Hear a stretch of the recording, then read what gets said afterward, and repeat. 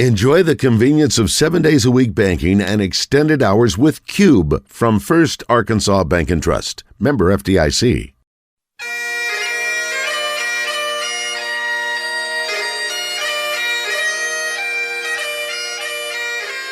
It's time for From the Short Grass with Trey Schaap, a golf podcast for those who love golf, struggle with golf, and just like to enjoy the outdoors and fellowship with friends, all while chasing a ball around trying to put it in a 4 1/4 inch diameter hole. From the Short Grass is brought to you by Blackman Auctions. For over 80 years, better auctions have always been Blackman Auctions. By MinnowsPlus.com. From baits to waders, if it helps you catch a fish, they have it. And now, from the Short Grass, here is your host, Trey Schaap. Welcome to another edition of From the Short Grass. I'm your host, Trey Schaap. Coming up, Jay Fox of the Arkansas State Golf Association. He'll be on the tee first. And then we will have our rules segment with Adam Carney. But a couple of housekeeping notes. The U.S. Open is next week, and one player hoping to get into the field by qualifying did not make it. Ricky Fowler, 32 years of age, got up Tuesday morning to play 5 holes in Columbus, Ohio, after a rain delay Monday. On the par 4 18th, Fowler's chip from the back of the green was nearly 1 roll short of going into the hole, but it did not. It kept him out of a playoff to get into next week's major by only 1 shot. Speaking of majors, on the ASGA Amateur Circuit, the ASGA has announced future venues for the state amateur and a format change to the men's and women's championships. The 2021 Men's State Amateur will be held at Pleasant Valley Country Club in August. No change with that. But starting in 2022, the men's and women's state ams will both be held at the same course. And there's going to be a format change. It is a true state amateur. There will be qualifiers for this. You can qualify based on your Player of the Year point standings, how you finished the previous year in the state amateur, but a lot more details will come from the Arkansas State Golf Association, and they have announced through 2030 the sites of the State Am. This year, of course, Pleasant Valley Country Club. 2022 Hardscrabble in Fort Smith. 2023 Chenal Country Club in Little Rock. 2024 Jonesboro Country Club. 2025 Country Club of Little Rock. 2026 for the first time ever, the Blessings Golf Club. 2027 the Alotian Club, for the first time ever, will host the Arkansas State Amateur. 2028 Pinnacle Country Club in Rogers. 2029 Texarkana Country Club. And 2030 Hot Springs Country Club. Outstanding job by the Arkansas State Golf Association in selecting these sites and going to more of a traditional state amateur. You can find out more in the Arkansas Golfer. It's the official magazine of the ASGA. We're going to take a break, but when we come back, Jay Fox of the Arkansas State Golf Association will be on the first tee. But before we do that, I need to tell you about Minnows Plus. MinnowsPlus.com is your local source for live bait and live well supplies. They carry the entire line of Sure Life products, everything from Better Bait and Finer Shiner to no ammonia products to keep your bait and your catch thriving till you get back to the dock. We're back after this. Stay with us. This is Thomas Blackman with Blackman Auctions. Me sponsoring a golf show is great irony. I've been a phenomenally bad golfer for 30 years. I don't know the difference between a penalty area and a bunker. I like it, but I'm really bad. You listen to this show and to Trey because he's a great golfer and knows the game backwards and forwards. I know auctions like Trey knows golf. I've been a professional auctioneer for 30 years. I know auctions. Trey knows golf. Listen to the correct expert. Call me to learn about auctions, not Trey. Since 1938, better auctions are Blackman Auctions.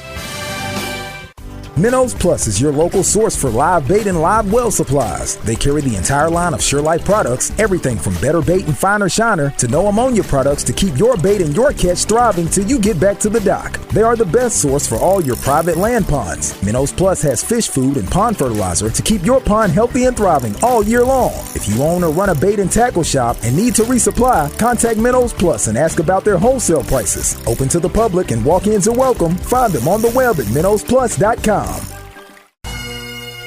Welcome back to From the Short Grass. On the tee, the Executive Director of the Arkansas State Golf Association, Jay Fox. Jay, thanks for joining us. Let's go back to when you first picked up a golf club. When was it? Where were you? And what do you remember about it? Trey, I was about 5 years old. My dad we grew up in Ball Knob, and my dad, there wasn't a Ball Knob Country Club at the time, but he was a member of the Searcy Golf Club, which no longer exists, and he would go over and play. When I was about 5 years old, I kind of got some interest, and he cut down an old 5-iron for me, and I think they gave me some wiffle balls, and I just tore up the yard. Just took big So he didn't have to chunks. mow it. Well, I don't know about that, but it was just something I wanted to do. My dad did it, and so I wanted to do it. And then I got to the point where I was old enough, and he would let me go and walk with him and, play with his. Nobody was riding in a cart back then. Everybody had a little bag boy cart with a little seat that folded down, and my dad would hit a shot, and I'd be sitting there on the bag boy cart watching my dad play golf. Well, and back then, you could walk in the summers because you had been outside all summer. The heat and humidity really didn't bother you. You just had a couple of swigs of water, and you were good. Yeah, and the Searcy Golf Club was a little 9-hole club, and,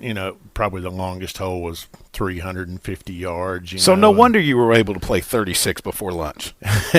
Well, when I actually could play 36 before lunch, there was Ball Knob Country Club opened in about 67, so I was about 8 by then. Okay. And so we had a Cushman golf cart, and my dad's a founding member. My parents were founding members of the Ball Knob Country Club, and so I think my dad might have been mayor at the time and kind of helped get the thing off the ground. And so, yeah, we had an old Cushman golf cart, and I would go out there and play 18 in the morning and then take a lunch break and maybe swim, and eat a peanut butter and jelly sandwich and then go back out and play 18 more. You're a member of the UCA Hall of Fame. Right. You're a member of the Arkansas Officials Association Hall of Fame, just like your father. Right.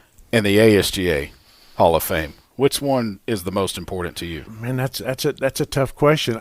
They weren't going to be easy. No, I know. Probably this one, because this is where I've hung my hat for the last 30 years now. I mean, to be inducted in the Arkansas Golf Hall of Fame with the likes of the Stan Lees and the Lewis Lees and the Wynn Norwoods and those guys that I grew up watching and idolizing, I'm not sure I even knew there was an AOA Hall of Fame for a long time. I remember going to my dad's induction, but that was really never on my radar. Type thing. And I don't know if I even ever considered myself worthy of being induction into the UCA Sports Hall of Fame. I mean, those were great track stars and football players, and I think I may still be the only golfer in the UCA Hall of Fame. Greg Dunseith may have gone in last year, or maybe he was supposed to go in last year, and then because of COVID canceled the banquet. You and your father traveled and played a lot of golf. $3,000 when you were runner-up in Minot, North Dakota. Yeah. Take me back to that.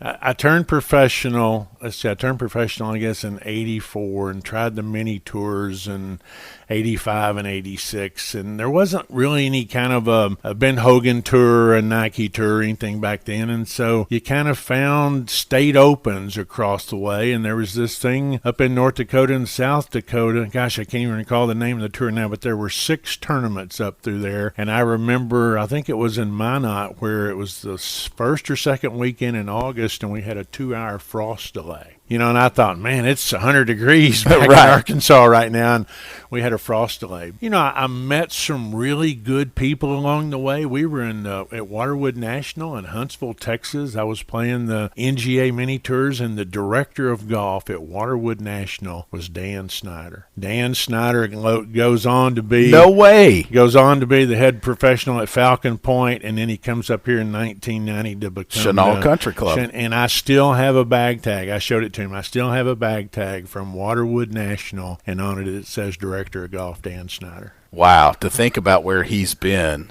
and to where he got to out west at the Alotian Club. Yeah. That's a pretty neat trek there for him. Obviously, golf has been your life. I would for the latter part. Yeah. Up until now. Half of my life right now I've given to this job. And I don't want to say given. I mean, it's been a labor of love. I have loved almost every minute of it. Anybody that says they've loved every minute of their job. No, there are some times when I feel like you don't love it, like when it's 110 degrees and you're out there having to officiate a tournament and you can't wear shorts. Well, that's one of it. But yesterday was one of those days. It was a 15-hour day, and it wasn't the length of the day. We sat around for 2 hours literally and watched a thunderstorm go through where we could do nothing other than keep the players safe and whatever. Those are the days that maybe but it's an outdoor game. it's not a popularity contest, I guess, so to speak. We've tried to do our best to enforce the rules and the policies of the association, and sometimes that creates some ill will.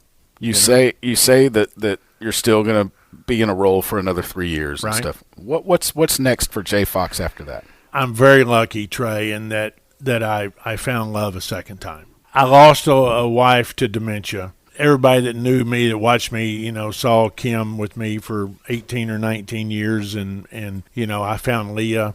She lost her husband to liver cancer, and we both grew up in Ball Knob. We both knew a lot of the same people. I actually went to school with her sister, and it just sort of kind of evolved. And so we got married last November, and I'm absolutely crazy about her, and she tolerates me, thank goodness. And so I hope we can travel. She's a couple of years younger than me, 5 years younger than me, maybe almost 6, but maybe.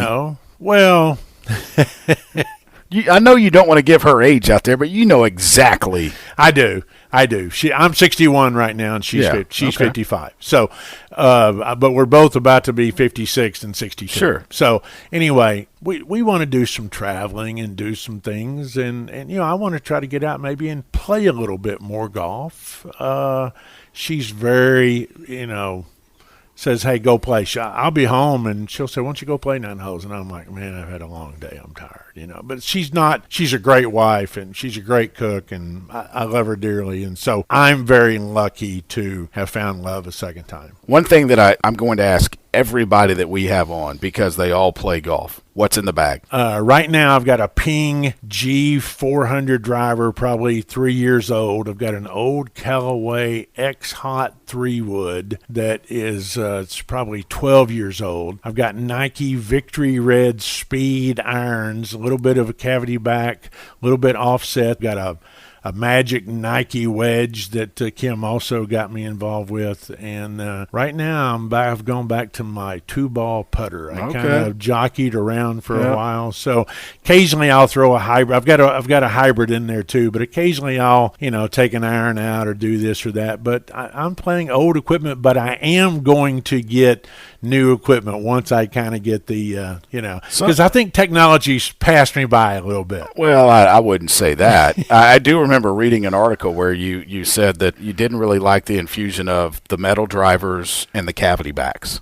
Maybe because you were such a purist of the game at the time? Maybe. I mean, I joke with these kids nowadays, and I've said this before. Gosh. Yeah. Hey, you think you're pretty good? Let me get you a 43-inch persimmon driver with a steel shaft that has no flex. No flex whatsoever. It doesn't feel good. And let me get you some 1976 Hogan Director irons that, you might hit a 6-iron one time, 170. The next time you catch a little heater and it goes 210. Or even get them a Bellata ball and see what they do to it. See how fast they cut that thing up. Yeah, I kept some Bellata balls. I've probably got some balls from the 70s and 80s. I'm just keeping them in a drawer. I'm not ever going to bring them out, but one of these days I'm going to say, you think you could have hit this ball? I mean, you remember how we would hit a wedge and literally the ball it'd be toast. You couldn't even use it anymore. It would just shave the cover right off. Your time at the ASGA, you've seen a lot of great players through the years, whether it be junior players, advanced to amateurs, who then turn professional like a Bryce Mulder or Ken Duke you spoke about earlier. One guy that I think about has come along in more of when I was playing more competitively than before is Alex Carpenter. Do you think we'll ever see another year like we saw the year he won Player of the Year and he, I think, was like 82 or 84 under par combined in the tournaments he played in that year? I don't know. That's a good story. I hope we will, and I think Alex would say he hopes we will too. That was Alex Carpenter, such a rare find, but it didn't fall in his lap. Man, Alex worked at it. He was a worker. He practiced. I hope we will. I don't know if we will. You know who he beat at the Southern AM that year, don't you? Refresh my memory. He's a tour player right now. From California. Starts with P, his first name. Last name starts with a C.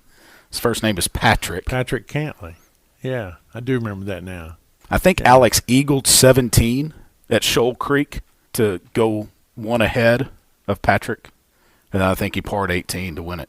It's big. Have we had anybody else win the Southern from? I don't think we I have. don't think we have either. Okay, I don't want to put you on the spot. Best amateur golfer in the state that you've ever seen, but I am putting you on the spot. Probably in the last 30 years, the guy who I've seen hit more quality shots, and I'll take you back to the first quality shot I saw him hit. We were at Maumelle in the State Am, and it was going to come down between him and Ronnie Hutchinson, and he hit a driver off the deck on the 15th hole at Maumelle from probably 270 yards, maybe even further, and I didn't think there was any way he could get the ball even remotely to the green. And he played, my memory of it, Trey, is he played kind of a nice high soft cut with a driver, off the fairway. And I don't know if he made eagle, but he definitely made birdie, and that was Wes McNulty. And I'm not sure in the last 30 years if I've seen anybody hit more quality golf shots than Wes. As I said earlier, I don't want to put you on the spot or have you single anybody out, but there has to be a number one when it comes to golf courses in the state of Arkansas. In your mind, there has to be a best. You've seen basically all of them. My answer still in my current position would have to be the one that I'm playing that day. That would be my favorite. Well, you're not playing one today, so which one is it? I don't know, Trey. I've been fortunate to play the Alotian a few times. I've been fortunate to play the Blessings a few times. I've been fortunate to play Pinnacle. I've been fortunate to play, I don't know. I don't want to say the best. I don't want to get into what's the best or what's not. I love places like Texarkana Country Club that and Pleasant Valley. That were carved out of the tree. They weren't built courses. I mean, I know all courses were built, but Texarkana Country Club I just loved going there. I played a lot of Mid-South Cup matches growing up, and I fell in love with Texarkana Country Club and with the history and Byron Nelson being the pro there, and that's just one of my favorite plays. It gives me a different feeling when I walk on the grounds at Texarkana. You are retiring at the end of this year. What do you think you'll miss about being here on a day-to-day basis? Well, first of all, let me say this. I'm very lucky in that the board and the executive committee and I have agreed that I will remain on staff for a period of about 3 years. I'm not quite to Medicare age yet, so I'm going to stay on staff, help Bryant with some projects, maybe help him do some course marking or use my expertise in that kind of way. So I'm lucky that I still will have something to do with the association that I dearly love. Yet it's time for me. 30 years. It's time for me to step aside, and Bryant's been with me now since 2014, I think, and so it's time for him to step into the role and give him a chance to succeed. Try to help him learn some things, along the way. We had the Monk Wade Jr. this weekend at the first tee, and Steve Wade came out. Of course, the tournament's named in honor of Monk, who was the executive director from 75 to 90, and he taught me so many things. And Steve was saying things like, boy, it's been fun to watch you kind of do, take the association different places, whatever. And my view's always been Monk got us on the field, and I just tried to kind of pick the ball up and move it 10 yards here and 10 yards there. And Monk put the association on the map. I was lucky that, that when I got here in 1991 that, we were already pretty well respected as a small golf association. And, I've had great boards and great people to work with. I've had great staffs over the year. I really have. The association has grown. It's seen ups and downs. Right. I would assume that when Tiger won the Masters in 97, there was an influx of golf around the state. And since we've had high gas prices, I think it almost got to $5 a gallon at one time. It kind of seemed like the discretionary dollars for golf kind of went down a little bit. Well, Tiger put a boost in the arm. I think there were more course openings for a period for a while after Tiger got on the scene and whatever. And what's the term? supply exceeded Supply and demand. demand. We got way too many golf courses built, and then for a while we were actually closing more golf courses nationally on an annual basis than we were opening. And so hopefully it's kind of flattened back out now, and but you're right. These are recreational dollars, and our board, I think, does a really good job, and our staff. We're going to meet with David Showery, our boss, on Friday, and we're always trying to figure out a way to make our members and our players' recreational dollars go further and forward. Because when I was growing up, there was like 4 tournaments. My dad I got to play in 4 tournaments. Now there's 20 junior tournaments, there's 28 adult tournaments, and there's soccer, there's summer baseball, there's all these other options that parents have to choose. I saw a parent this weekend down from kind of North Arkansas, and his son was right in the middle of the tournament. And he goes, boy, I love coming down here, and doing some of these things. He said, but we're going to spend $700 this weekend staying in hotels and doing whatever. He said, but we're trying to give our son every opportunity to get a college scholarship, which will help him get a degree, which will help him, so those have to be concerns. I mean, sure. I asked you the best golf course in the state, but now I'm going to take you best in the country you've ever played, and I think I know where you're going here. It's one of 2 that I have in my mind. I'm going to see if you name one of those 2. And then best in the world, because you've traveled quite a bit. Best in the country that I've ever played, and I was very fortunate to play it in 2000, was Augusta National. I had that one won. I had Cypress Point too. When we played Cypress a couple of Novembers ago, Bryant and I played it with Chad Anderson from Tennessee and Darren Reese from Tennessee, and we had a local connection here, kind of helped get us on, and they had just aerified. And so I'd like to go back when it wasn't aerified, but it's probably the best walk that you'll ever find. I mean, I just love playing Augusta because I'd seen every hole for 50 years watching on TV, but Cypress Point has such a wonderful walk of, you tee off and you're right there by the ocean, and then you kind of meander back through the trees, and then it comes back about 9, it comes back around near the ocean, and then when you leave 14 green and walk across 17-mile drive to 15, 16 gets a lot of credit. 15 might be one of the best short par 3s in the world. Little 9-iron par 3 that's just right on the ocean, just like 16 is. So that's probably the best walk in the world. And then probably the place I played my best round was Pine Valley.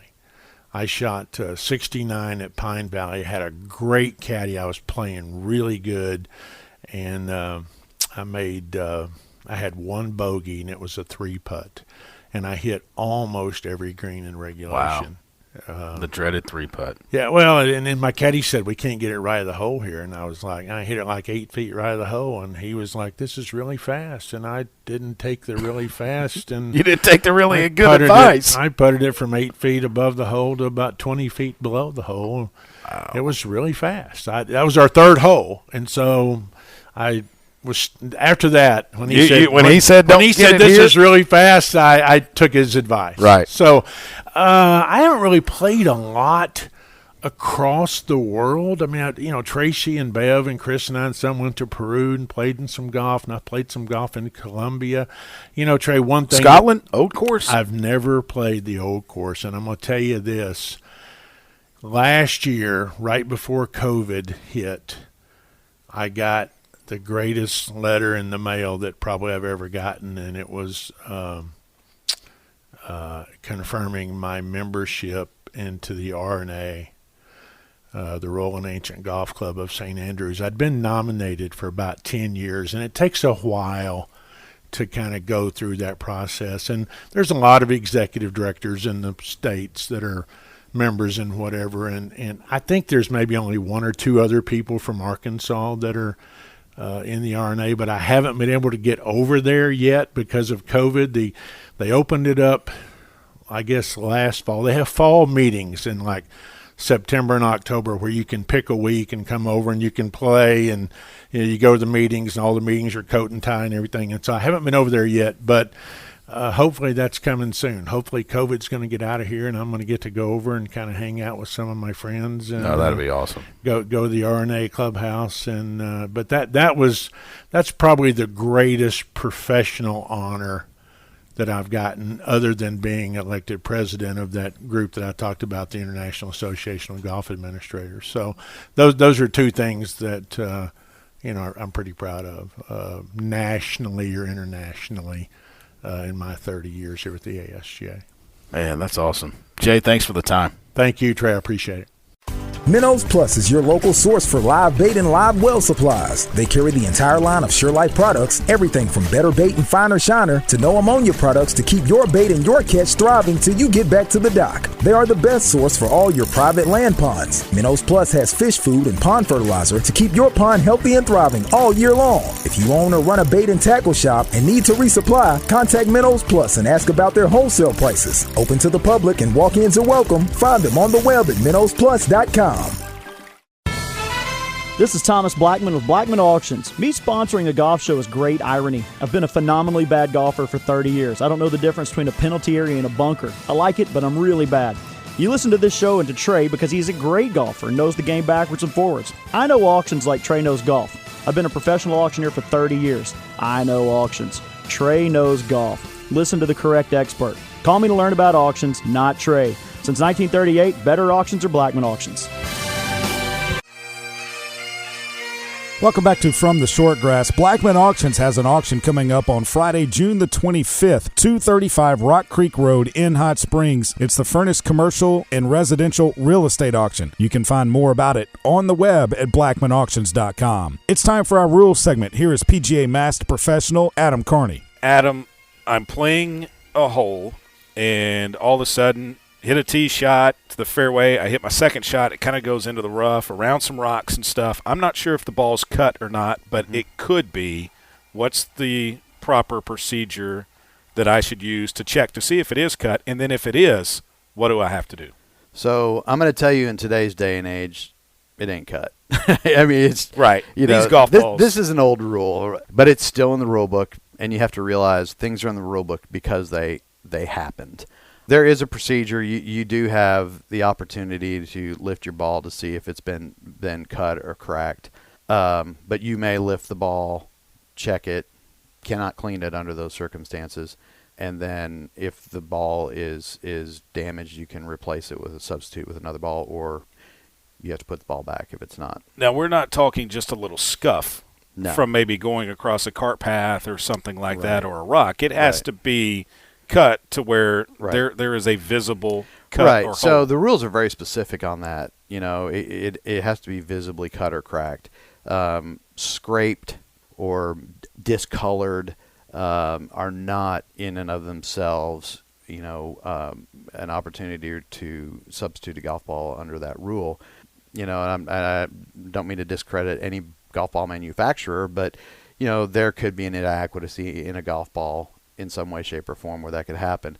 I honestly, since we went to a solid core golf ball back in 2001, 2-ish is I think when they became most prevalent, I've not seen a situation where a ball got cut or scraped. Actually, I do have one. I have one golf ball. I won't name the manufacturer, but it's probably the ball you would guess. In my desk drawer here that actually is cut. I'm looking at this golf ball. I keep it in here as an example of, hey, this is because I don't have a lot of golf balls that I can go cut one so I can show you what it is. But and I've never seen another ball that was cut. Let me ask you this: you talked about breaking into pieces. What if you actually hit a ball and just for some odd reason it explodes? Yeah, obviously not going to happen in this day and age. But unless you're doing a gender reveal. But if you're doing a gender reveal while you're playing in a tournament, something's wrong. Yeah, right. If I'm doing a gender reveal, we got real problems. So, yeah, under those circumstances, the ball breaks into pieces. What you're going to do is you're going to go back to where you played the stroke and substitute a ball at no that penalty? point. No penalty. No. He is Adam Carney. He's with us every week right here on From the Shortgrass. If you've got a rules question, email us from theshortgrass@gmail.com. That'll do it for this edition of From the Short Grass. We appreciate Jay Fox and Adam Carney as always. I'll leave you with this quote from Sam Snead. Forget your opponents. Always play against par. Remember to repair your ball marks and a couple of others when you're on the greens. That makes it better for everybody. And I hope to see you from the Short Grass. You've been listening to From the Short Grass, a weekly podcast dedicated to the game of golf. From the Short Grass is brought to you by MinnowsPlus.com and Blackman Auctions. This has been a presentation of the Buzz Radio Network.